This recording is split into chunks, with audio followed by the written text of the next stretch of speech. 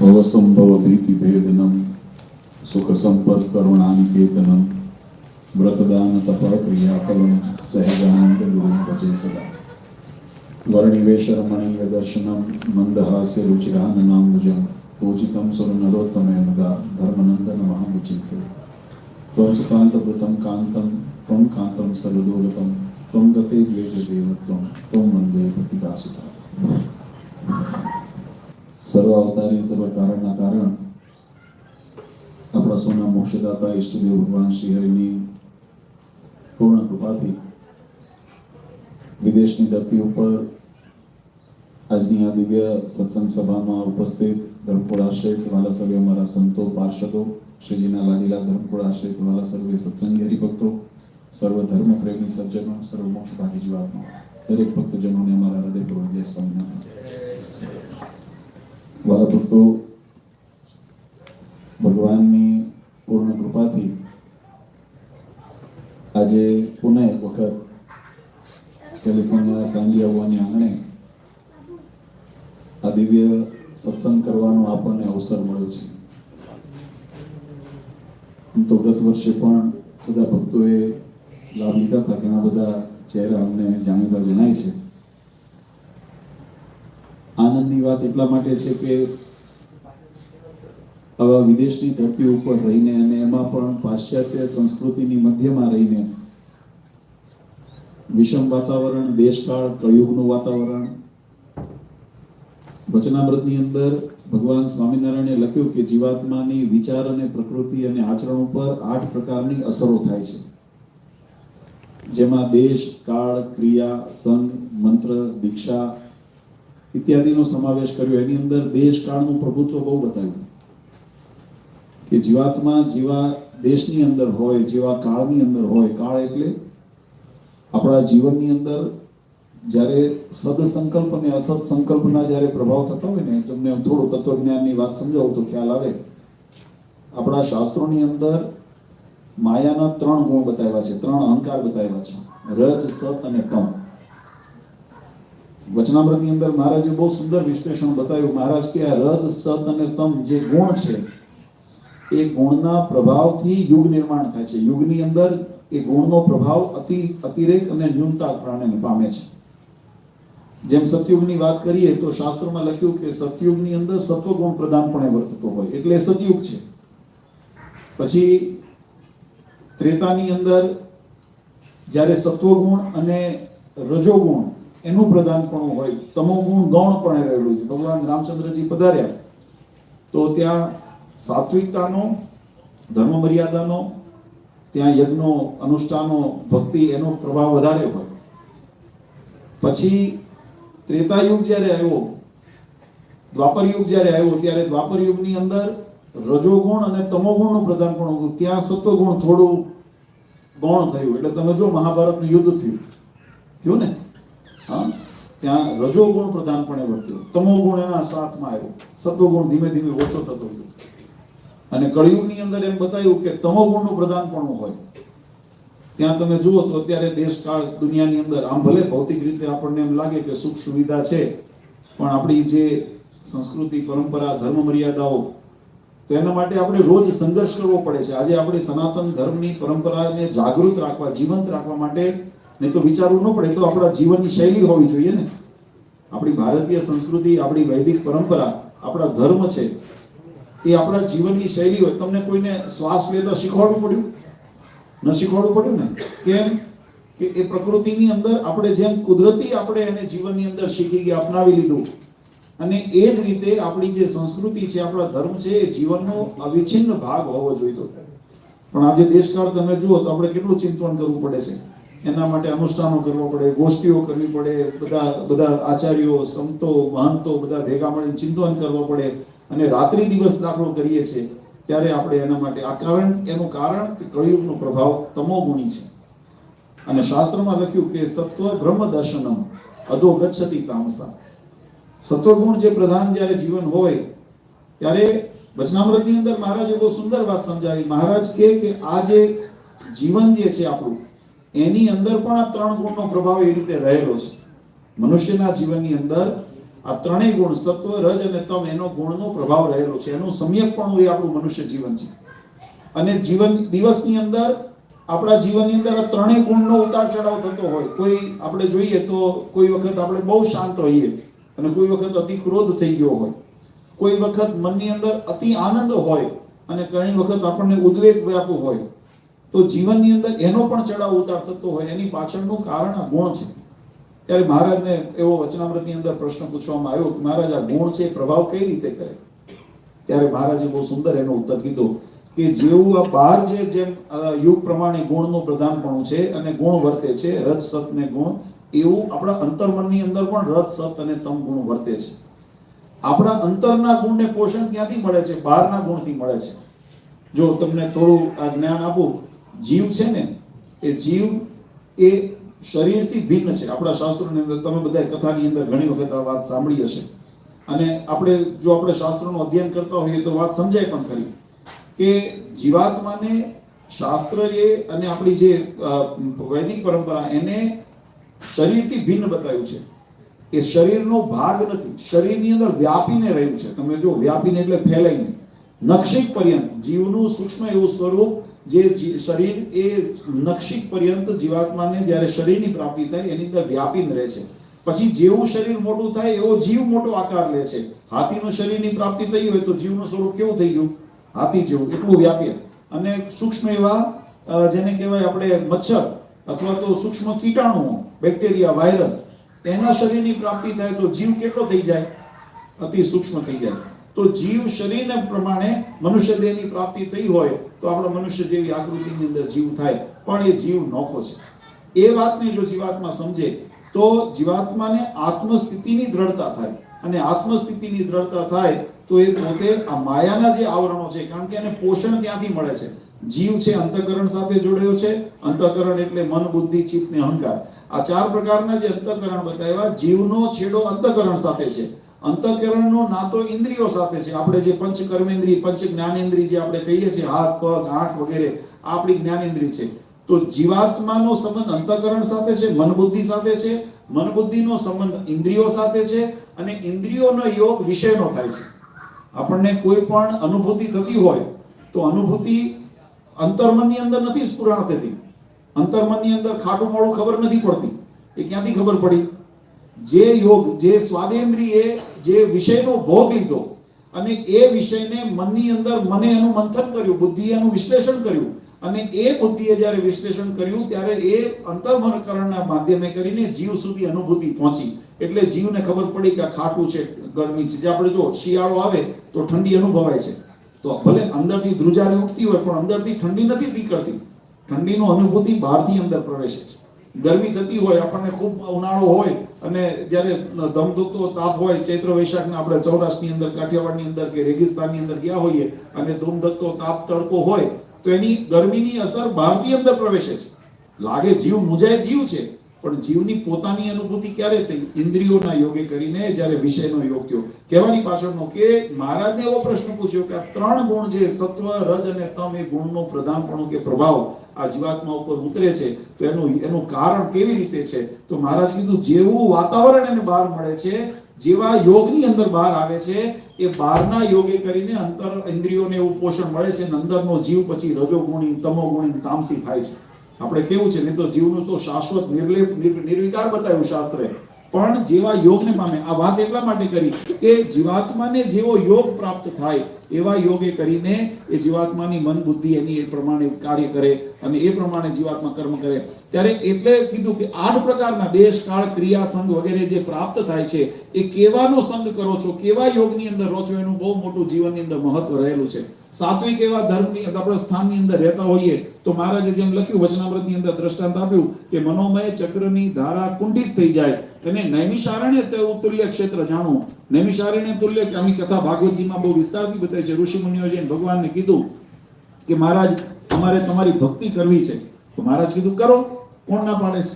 તો કે મહારાજ એવું નહીં, આ સંસારના વિક્ષેપો અમને નડે છે, આ માયાના આવરણો અમને નડે છે, આ અનેક પ્રકારની વિટમણાઓ અમને નડે, અમારે તો એવી રીતે ભગવાનનું ભજન કરવું છે કે તમારા સ્વરૂપની અંદર અમારી મનની વૃત્તિ સ્થિર થઈ હોય તો એનું કોઈ ચલાયમાન ન થાય, કોઈ વિઘ્ન ન આવે, એવું એકાગ્રચિત કરીને અમારે તમારું ભક્તિ કરવી છે, તમારું ધ્યાન કરવું છે. માટે અમારા ઉપર કંઈ કૃપા કરો ને અમને એવું સ્થાન બતાવો. ત્યારે ભાગવતજીની અંદર એમ લખ્યું કે મહારાજે સુદર્શન ચક્રને આજ્ઞા કરી અને સુદર્શન ચક્ર ફરતું ફરતું સંતોને ઋષિમુનિઓને કીધું કે જ્યાં વિરામ લે ત્યાં તમે આ તમારું ભક્તિનું સ્થાન, તમારી ઉપાસનાનું સ્થાન. અને એ યાત્રા કરતું કરતું સુદર્શન ચક્ર આપણે તમે નૈમિષારણ્ય ક્ષેત્ર છે અને નૈમિષારણ્યની અંદર ચક્ર તીર્થ છે. જો કોઈ વખત ગયા હો તો આપણને તમને દર્શન ત્યાં કરજો.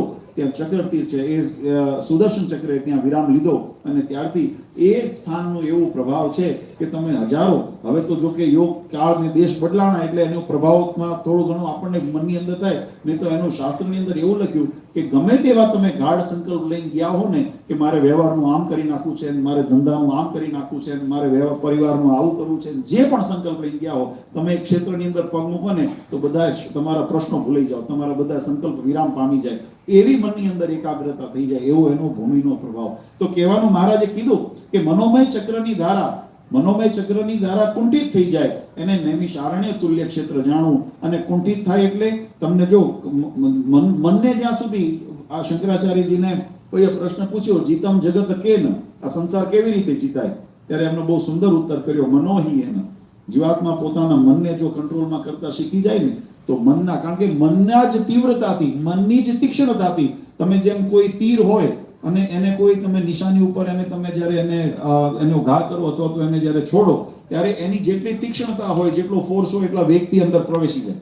એની અંદર જ્યારે ધાર બુઠી થઈ ગઈ હોય ત્યારે બુઠી ધાર થઈને પછી ગમે તેટલો તમે એને અંદર પ્રવેશવા પ્રયત્ન કરો તો અંદર વિંધાતું નથી, એ પાછું પડે. તો મનને જ્યારે બુઠા કરી નાખી, મનની વિચારધારાઓને જ્યારે કુંઠિત કરી દેવામાં આવે પછી આ જગતના સંસારના વિષય વાસનાની અંદર કદાચ મનની વૃત્તિ ખૂંટવા પણ પ્રયત્ન કરે ને તોય ખૂંટતી નથી, એનાથી પાછી પડે, અને પાછી પડે તો ભગવાનની અંદર જોડી શકે. આપણી જે સનાતન વૈદિક પરંપરાનો હેતુ વાલા ભક્તો એ છે કે જીવાત્માને એન કેન પ્રકારે ધર્મ, અર્થ, કામ અને મોક્ષ આ ચાર પુરુષાર્થની સિદ્ધિ કેમ થાય. આપણી વ્યવસ્થા એ રીતે શાસ્ત્રોએ બતાવી છે, આચાર્યોએ, ઋષિમુનિઓએ. ઉપાસના ભક્તિનું માધ્યમ છે, ધર્મ, જ્ઞાન, ભક્તિ, વૈરાગ્યનું સાધન છે, અને એના માધ્યમે કરીને જીવ કેમ પરમાત્મામય થાય, પરમાત્માને પામે. જો વિવિધ આચાર્યો, હમણાં અમારા ભગતે વાત કરીને, સનાતન ધર્મની પરંપરા એક જ છે. જે આ કોઈ પણ સનાતન ધર્મની પરંપરાઓ હોય, આપણા વૈષ્ણવ સંપ્રદાય હોય, રામાનંદ સંપ્રદાય હોય, રામાનુજ સંપ્રદાય હોય, આના સાર એટલો છે કે જીવાત્માને ભગવાનની પ્રાપ્તિ થાય. આમાંથી કોઈ બીજો એનો સાર લઈને આવ્યું નથી. એની વ્યાખ્યાની રીત અલગ અલગ શાસ્ત્રોએ પ્રવૃત્તાવી, આચાર્યોએ, ઋષિમુનિઓએ જ્યારે જેવા દેશકાળને અનુરૂપ જ્યારે જેની પ્રાપ્તિ થાય અને એના માધ્યમે કરીને જીવાત્મા પોતાના પરમ લક્ષ્યને પામી શકે એના માટેના જે વિધાન કીધા એને આપણે સંપ્રદાય કહીએ છીએ. બાકી સંપ્રદાયની અંદર ભગવાનની ઉપાસના ભક્તિનું જ પ્રધાનપણું રહે. મહારાજને બહુ સુંદર એક વખત મહારાજ સભા કરીને બેઠા હતા અને ભગવાન સ્વામિનારાયણની આગળ બધા સંતો ભક્તો બેઠા હતા. ત્યારે મહારાજને વાત કરી કે મહારાજે પોતે પ્રશ્ન પૂછ્યો કે એવી કેવી સમજણ જીવાત્માની થાય, એવી કેવી સ્થિતિ જીવાત્માની થાય કે જીવાત્માને પોતાને મૃત્યુનો ભય ટળી જાય. આપણને મોટા ભાગે ભય હોય, મૃત્યુનો જ ભય આપણને નડે, કારણ કે જીવાત્માને બધાને જીવવું છે વધારે. આપણે બધા માંદા હાજા થઈએ થોડા, કેમ ડોક્ટર પાસે દોડી જઈએ. આ કોરોના આવ્યું તો કેવા બધાના આમ હાડ ઊંચા થઈ ગયા હતા. એટલે થાય, તમારે થાય ને અમારે થાય, કારણ કે સંસારમાં પ્રકૃતિના આપણે બધા જીવ છીએ. પણ કહેવાની પાછળનો ભાવાર્થ તો એવો મૃત્યુનો ભય ટળે અને મહારાજ કે પૂર્ણ કામ મનાય, કૃતાર્થપણું મનાય, એવી કેવી સમજણ કેળવે. ત્યારે સંતોએ, મુક્તાનંદ સ્વામી આદિ વડીલ સંતો હતા, ભગવાનની સામે પ્રયત્ન ઉત્તર કરવા કર્યો, પણ મહારાજને સંતોષ ન થયો. પછી મહારાજ કે અમે એનો ઉત્તર સમજાવીએ કે અમે જ્યારે કીર્તન ભક્તિ થતી હતી, મહારાજ કે અમે વિચાર્યું 4 પ્રકારે ભક્તોને ભગવાનની નિષ્ઠાની દ્રઢતા થાય છે. 4 પ્રકારે. એની અંદર એક મહારાજે બતાવ્યું, એના અલગ અલગ પ્રકાર બતાવ્યા, વ્યાખ્યા બતાવી. સમય આપણી પાસે બહુ નથી એટલે હું એના ઊંડાણમાં નહીં જાઉં, પણ એનો સાર તમને સમજાવું કે મહારાજ કીધું 4 પ્રકારે જીવાત્માને ભગવાનની અંદર દ્રઢ નિષ્ઠા થાય છે. મૃત્યુનો ભય ક્યારે ટળે? પ્રશ્ન એ છે. મૃત્યુનો ભય જીવાત્માને ત્યારે ટળે કે જ્યારે મૃત્યુનું કારણ ટળે. અને મૃત્યુનું કારણ શું છે? તો કે જીવાત્માને જન્મ લીધો ને એ જ મૃત્યુનું કારણ છે. જેનું નામ છે એનો નાશ છે. જીવાત્માને જન્મ મળે છે અને જન્મની સાથે એનું આયુષ્ય નક્કી હોય, નિર્ધારિત હોય, એટલે એને મૃત્યુનું કારણ નિર્માણ થઈ ગયું. આપણે જન્મ્યા ને તે દિવસથી આપણું મૃત્યુ લખાઈ ગયું. તો મૃત્યુનું કારણ જન્મ છે. જન્મનું કારણ કર્મ છે. જીવાત્માને જન્મ કેમ મળે છે? અવશ્યમેવ ભોક્તવ્યમ કૃત કર્મ શુભાશુભમ. આપણા શાસ્ત્રોએ કીધું કે જીવાત્મા જે પ્રકારે, જો 3 અવસ્થાની અંદર 3 પ્રકારે જીવાત્મા કામ કરે છે, જાગૃત, સ્વપ્ન અને સુષુપ્તિ, અને વાચા, મનસા અને ક્રિયા, આ 3 પ્રકારે જીવાત્મા 3 અવસ્થામાં કર્મ કરે છે. એ જે કર્મ કરે છે, કર્મ જ્યારે નિર્માણ થાય ત્યારે કર્મની સાથે એનું ફળનું નિર્માણ થાય છે, અને એ ફળને ભોગવવા માટે જીવાત્માને પુનરપી જનનમ પુનરપી મરણમ પુનરપી જનની જઠરે શયનમ, આ જીવાત્માને જન્મ મરણના ચક્રમાં આવવું પડે છે. પછી જેવું કર્મ કર્યું હોય, જેવું જીવાત્માનું પ્રારબ્ધ થયું હોય, એવા પ્રકારે જીવાત્માને સંસારની અંદર યોનિઓની પ્રાપ્તિ થાય છે.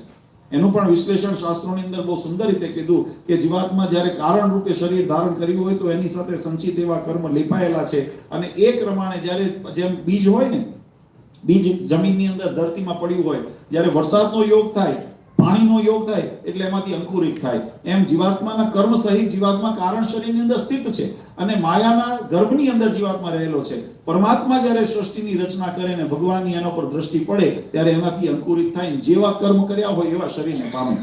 એટલે આ બહુ થોડું ઊંડાણમાં નથી જતો, પણ સમજવાની રીત એ છે કે જીવાત્માનું આપણે જોઈએ, મૃત્યુનું કારણ જન્મ છે, જન્મનું કારણ કર્મ છે, અને કર્મનું કારણ આપણા શરીરની ઇન્દ્રિયોના પોષણ છે. જીવાત્મા પોતાના શરીરની ઇન્દ્રિયોના પોષણને માટે જ્યારે જે ભૌતિક કર્મ કરે છે, આ બધા કર્મ બંધનના રૂપમાં કીધા છે. તો કે આપણને એમાંથી મુક્તિ કેમ મળે? આપણે એવા કર્મ બંધનમાંથી મુક્તિ કેમ મળે? કારણ કે કર્મ કરશો, શુભ કર્મ પણ ફળનું કારણ નિર્મિતિ કરે છે, અને અશુભ કર્મ પણ કરે છે. આપણે કઈ પાપ કર્મ થયું હોય, અધર્મ થયું હોય તો એના પ્રકારે જીવાત્મા શિક્ષા કે દોષ ભોગવે, અને સારા કામ કર્યા હોય તો યશ કીર્તિ એ ભોગવે. યશ કીર્તિ માટે પણ આવવું પડે. સારા કામ દાન પુણ્ય કર્યું હોય તો ભગવાને તમારા પ્રારબ્ધની અંદર સુખ સમૃદ્ધિ લખી હોય તો એને ભોગવવા આવવું પડે. તો શુભ અશુભ બંને કર્મ જ્યારે જીવાત્માને બંધન કરતા થતા હોય તેમાંથી જીવાત્માને મુક્તિ કેમ મળે? વચનામૃતની અંદર ભગવાન સ્વામિનારાયણ એનો બહુ સુંદર ઉત્તર કર્યો. મહારાજ કે આપણા સત્શાસ્ત્રોનું શ્રવણ કરીને જ્યારે જીવાત્માને ભગવાનનો મહિમા સમજાય, સત્કર્મનો મહિમા સમજાય, પુણ્યનો મહિમા સમજાય, અને એ જીવાત્મા જ્યારે પુણ્ય કર્મ કરે, પણ એ પુણ્ય કર્મ જો મનની વૃત્તિને અંદર ધર્મ, અર્થ અને કામને અનુલક્ષીને કરે છે, આપણે સહેતુ સકામ ભક્તિ, સકામ રૂપે જ્યારે જીવાત્મા કોઈ ભક્તિ સ્વરૂપ કાર્ય કરે છે તો સત્કર્મ છે, પણ એનું ફળ એ નિર્માણ થાય કે એને જગતની અંદર, સંસારની અંદર યશ કીર્તિ અને સુખની પ્રાપ્તિ થાય. કદાચ આયુષ્ય પૂરું થઈ જાય અને પ્રારબ્ધની અંદર હજુ સુખ લખ્યું છે તો મહારાજ કે ઇન્દ્રાદી લોક, બ્રહ્માદી લોકની અંદર જઈને જીવાત્મા સુખને ભોગવે, અને જ્યારે ભાતું પૂરું થઈ જાય, બેંક બેલેન્સ પૂરું થઈ જાય એટલે વળી પાછા કર્મ કરવા જીવાત્મા જન્મ મરણના ચક્રમાં આવે છે. એ કર્મનું બંધન પૂરે છે. પણ એ જ સત્કર્મ, તમે દાન કરો, વ્રત કરો, ભક્તિ કરો, પૂજા કરો, જે પણ કઈ યત્કિંચિત સેવા કરો, એ ભગવાનની પ્રસન્નતાને અર્થે કરો. બીજું કોઈ કામના નથી. મારો ભગવાન રાજી થાય, મારો ભગવાનની મારા ઉપર પ્રસન્નતા થાય, અને એના પ્રતાપે કરીને, ભગવાનને રાજીપે કરીને જે પણ આપણને મળે, સુખ આવે, દુઃખ આવે, જીવનની અંદર કઈ આપણે જે પણ આપણે કર્મ કર્યું હોય એનું ફળ મળે, પણ એ ભગવાનના વતે મળે, ભગવાન થકી મળે, ભગવાનના પ્રસન્નતાથી મળે. એવા ભાવ સાથે જ્યારે જીવાત્મા કર્મ કરે છે ને ત્યારે ભગવાનના યોગે કરીને, કારણ કે ભગવાનનું સ્વરૂપ કેવું છે તો કે માયાથી પર છે, ભગવાન માયાતીત છે, અને ભગવાનનો યોગ થાય. જેમ અગ્નિના યોગની અંદર કોઈ પણ પદાર્થ આવે તો અગ્નિ એને બાળીને ભસ્મ કરી નાખે, એ અગ્નિનો ગુણ છે, એમ પરમાત્માનો એવો ગુણ છે કે એમ કેમ પ્રકારે જ્યારે જીવાત્મા માયિક અવસ્થાની અંદર હોવા છતાં પણ, દેહાવસ્થાની અંદર હોવા છતાં પણ, જ્યારે ભગવાન એવા અમાયિક એવા પરમાત્માના શરણની અંદર જીવાત્મા આવે છે અને ભગવાનની કૃપા દ્રષ્ટિનો એના ઉપર યોગ થાય છે, એના ઉપર ભગવાનની કૃપા દ્રષ્ટિ પડે તો જીવાત્માના તમામ જે વિકારો છે, વિકારમાંથી એને મુક્તિ મળે, અને એવી મુક્તિ એ જીવાત્માના કર્મને નિર્લેપ કરી નાખે છે. એ જીવાત્માના કર્મને નિર્લેપ કરે છે. એટલે મહારાજે વચનામૃતમાં કીધું કે ધર્મ, અર્થ અને કામ સંબંધી જો આપણે સંકલ્પ કરીને કર્મ કરો તો કામ તમારું સકામ કાર્ય પૂરું થાય. કોઈને નોકરી હોય, કોઈને ધંધો હોય, કોઈને અહીંના રિવાજ પ્રમાણે કંઈક નાનો મોટો વિઝાનો પ્રોબ્લેમ અટ્યો હોય, ગ્રીન કાર્ડનો અટક્યો હોય, આ બધું થતું હોય ને, તો આવા બધા પ્રશ્નની અંદર તમે સકામ ભક્તિ કરો. કરવાનો નિષેધ નથી, કરવી જોઈએ, કારણ કે આપણે બાપ પાસે નહીં માગીએ તો કોની પાસે માગશું? આપણા સૌના ગણી તો ભગવાન છે, એટલે ભગવાનની આગળ જ આજીજી કરાય. તો ભગવાનને આગળ માંગો, પણ કહેવાનો ભાવ અર્થ એ છે કે જે એની પૂર્તિ સકામની કામના પૂર્તિથી થાય છે, પણ એ જ કાર્ય જો ભગવાનની પ્રસન્નાર્થી કરવાને માટે આવે, ભગવાનને પ્રસન્નતાના સંકલ્પથી કરવામાં આવે તો એ જ કરેલી ભક્તિ જુદી નથી, માળા એ જ છે. પણ ભગવાનને રાજી કરીને જો કરી હોય તો ભગવાન કે મોક્ષનું ભાતું બની જાય, સકામ કર્યું હોય તો કર્મની ફળની પ્રાપ્તિ નિર્માણ કરે.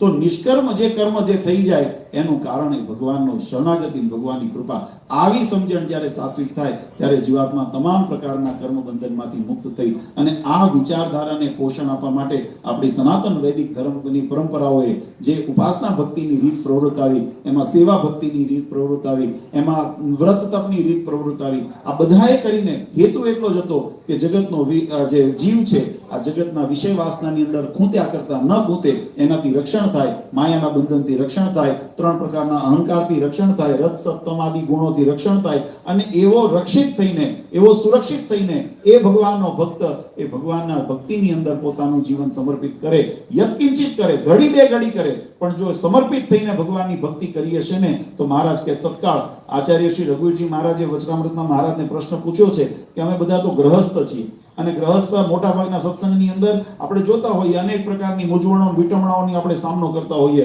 ઘણી વખત સાચું ખોટું કાળા ધોળા કરતા હોઈએ, થઈ જતા હોય, જાણે અજાણે થતા હોય, ત્યારે એવા બધા કર્મ બંધનના જીવાત્માને મુક્તિ કેમ મળે? આવા કર્મ બંધન થયા હોય તો એને જીવાત્માને મુક્તિ કેમ મળે? ત્યારે મહારાજે બહુ સુંદર એનો ઉત્તર કર્યો. મહારાજ કહે કે પોતાની મન બુદ્ધિ પોતાની જે મન બુદ્ધિની વૃત્તિ ઇન્દ્રિયોને ભગવાનના સ્વરૂપની અંદર એકાગ્ર કરીને પોરવી દે અને પછી ઘડી બે ઘડી પણ જો ભગવાનનું ભજન કરશે ને તો મહારાજ કે એના તમામ કર્મ બંધનમાંથી એને મુક્તિ આપીને ભગવાન એને ધામમાં લઈ જાય. આ ભક્તિની રીત છે, આ ભક્તિની શક્તિ છે, આ ભક્તિની તાકાત છે. ભગવાનનો રાજીપો મળે. આપણે ત્યાં કહેવત છે અને આપણે કીર્તનોમાં સ્તુતિની અંદર ઘણી વખત બોલીએ છીએ કે મુકુમ કરોતિ વાચાલમ પંગુ લંગે તે ગિરિમ યત કૃપાત મહાત્મંદે પરમાનંદ માધવમ. ભગવાનની કૃપા થાય તો મૂંગો હોય બોલવા માંડે, અપંગ હોય, લંગડા હોય, પગે ચાલવાની તકલીફ હોય, પણ હિમાલય ચાલી જાય. આ એક પ્રતિકૃતિ બતાવે છે. એને ચડવાનું નથી કોઈ દિવસ, એને હિમાલય ચડવાનું નથી, પણ એ ચડી શકે, સમર્થ થાય. ક્યાંના પ્રતાપે? તો યત કૃપાત મહાત્મંદે, પરમાત્માની જીવાત્મા પર કૃપા થાય તો એને સ્થિતિની પ્રાપ્તિ થાય. તો એ કૃપાની પ્રાપ્તિ કરવાનું માધ્યમ ભગવાન કેમ રીઝે? આપણો પ્રશ્નનો સાર અહીંયા આવે. વચનામૃતની અંદર મહારાજે કીધું ભગવાનને રીઝવવાની રીત શું? તો કે ભગવાનના ગમતામાં રહીને ભગવાનનું ભજન કરો. જેવી ભગવાનને પ્રિય છે. આજે ભગવાનને ગોપિકાઓ પ્રત્યે કેમ પ્રેમ હતો? ગોપિકાઓનું જીવન એવું હતું. ભગવાનને દાદા ખાચર એબલ બાપુના પરિવાર સાથે કેમ હેત હતું? તો કે એમનું જીવન એવું હતું. પર્વતભાઈ, જીણાભાઈ, મુક્તાનંદ સ્વામી, બ્રહ્માનંદ સ્વામી આદિ અનેક ભગવાનને, મીરાબાઈ, પ્રહલાદ, ધ્રુવ, આ બધાના ઉપર ભગવાનની અનુકંપા કેમ હતી? તો કે એમને પોતાનું જીવન ભગવાનની ગમતાની અંદર સમર્પિત કર્યું અને ભગવાનનું ભજન કર્યું, એટલે ભગવાન એમના ઉપર રાજી થયા. અને રાજી થયા એટલે કેવળ રાજી થયા એટલું જ નહીં, પણ દરેક રીતે એમની ન તો કેવળ રક્ષા પણ કરી અને એમની લાજ પણ રાખી. આજે એ ઝેરના કટોરા અમૃતના કર્યા હોય તો એ ભગવાનની ભક્તિના પ્રતાપે થયા.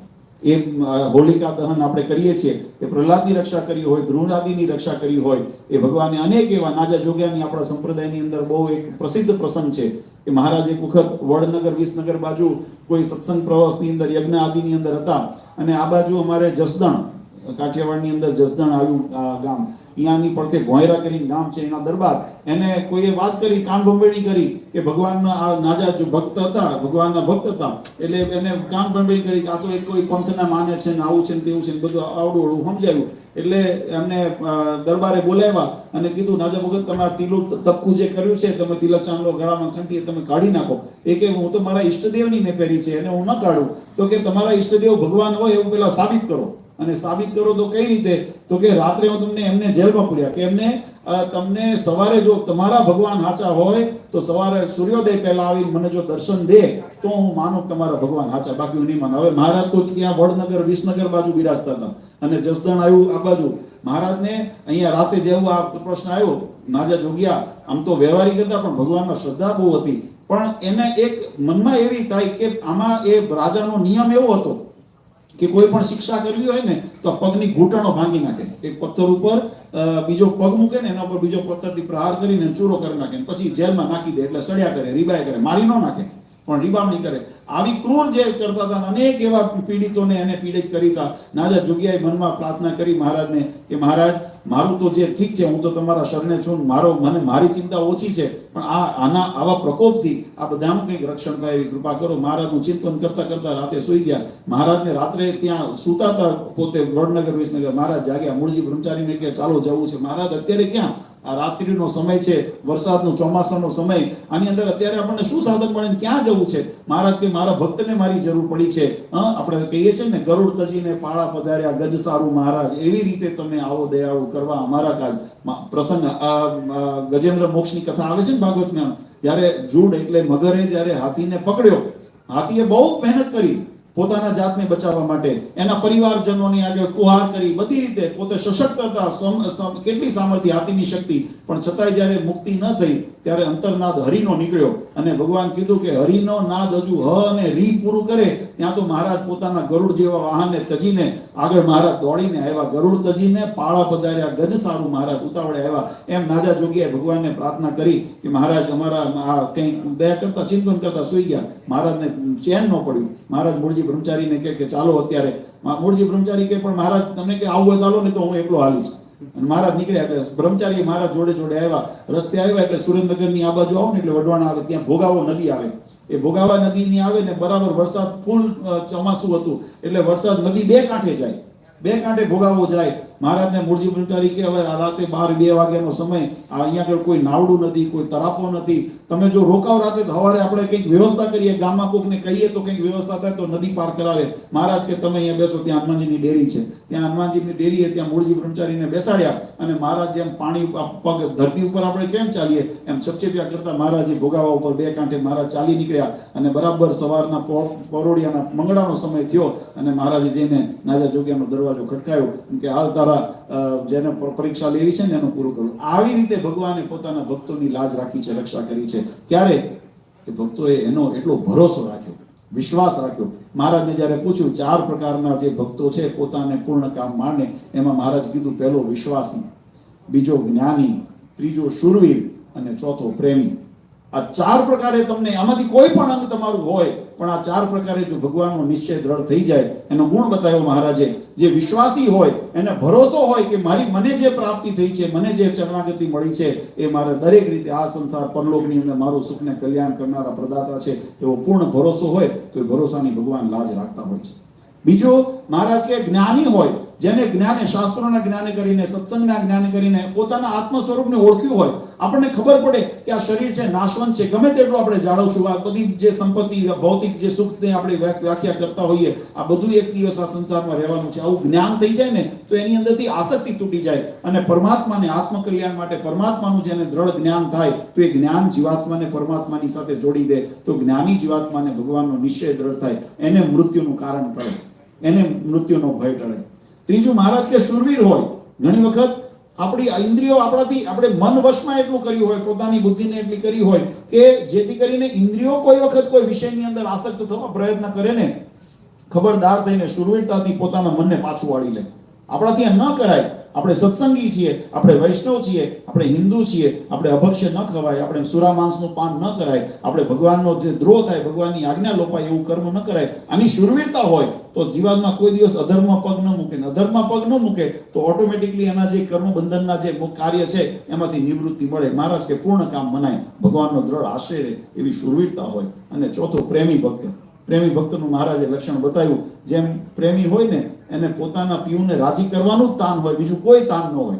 આપણે બધા ગ્રહસ્થ છીએ, પોતાના પરિવાર, દીકરા હોય, દીકરી હોય, પત્ની હોય, માતા હોય, પિતા હોય, આપસની જ્યારે એમની સાથે અતિરેક આપણને હેત હોય તો આપણે પછી એને રાજી કરવા માટે શું ન કરીએ ને, દરેક વસ્તુ કરીએ. એમ મહારાજ કે જ્યારે પોતાના પીયુ એવા ભગવાનને રાજી કરવાનું, ભગવાન પ્રત્યે પ્રેમ જેને થઈ ગયો છે એનું ચિંતવન જ એ હોય કે મારા પીયુને કેમ રાજી કરવું. આ તો ઠીક છે, મારે દ્રષ્ટાંત થોડું અજુગતું કદાચ લાગે, પણ જો જુવાનીની અંદર કદાચ બધા જોયું અને અનુભવ કર્યા હોય, નહીં તો જોયું તો હોય જ.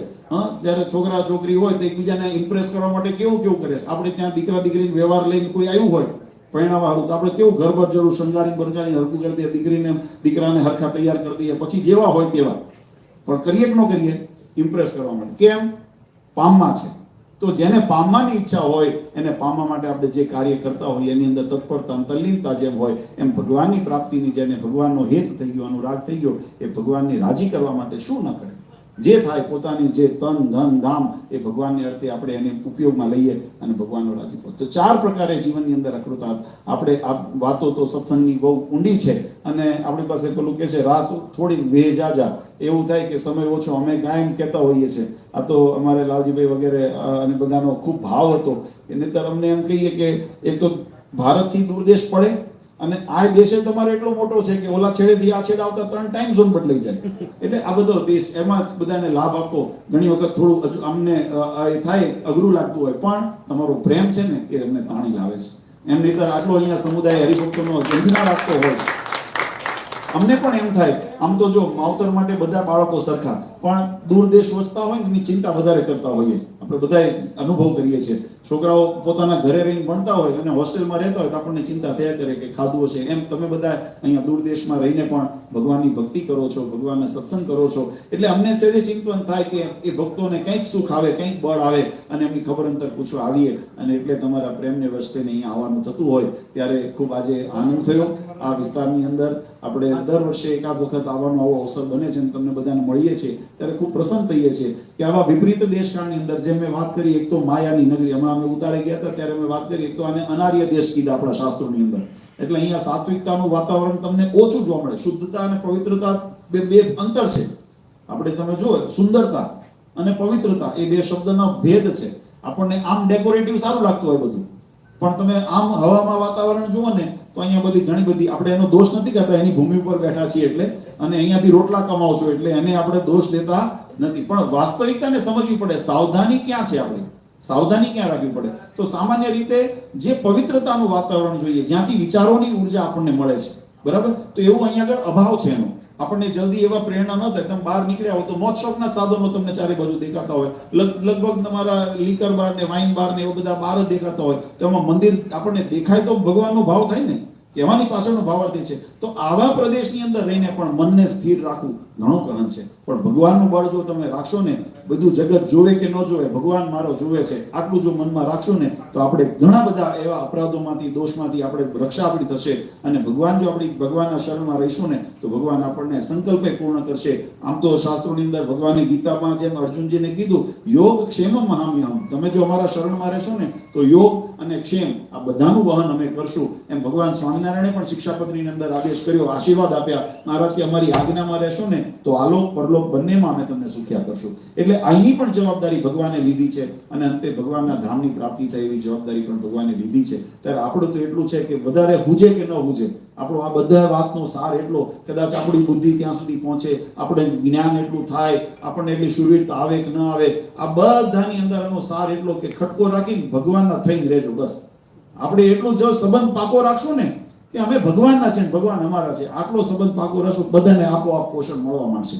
આ બધા અંગોને આપોઆપ પોષણ મળવા માંડશે. એટલે ભગવાનના શરણમાં રહી ભગવાનનું ખૂબ ભજન કરજો. મહારાજ તમને બધાને ખૂબ સુખ્યા કરે એવી ભગવાન શ્રી હરિના ચરણારીમાં પ્રાર્થના કરીએ છીએ. અને પરમ પૂજ્ય સનાતન ધર્મ ધોરંધર આચાર્ય શ્રી અજંત પ્રસાદજી મહારાજ, અશોક ગાદીવાળા માતુશ્રી અને અમારા સમસ્ત ધર્મકુળ પરિવાર વતી આપ સૌને ખૂબ ખૂબ અંતરના આશીર્વાદ આપી ભગવાન સૌનું મંગળ વિસ્તારે પ્રાર્થના સાથે મારી વાણીને વિરામ આપું. સહેજાનંદ સ્વામી મહારાજ.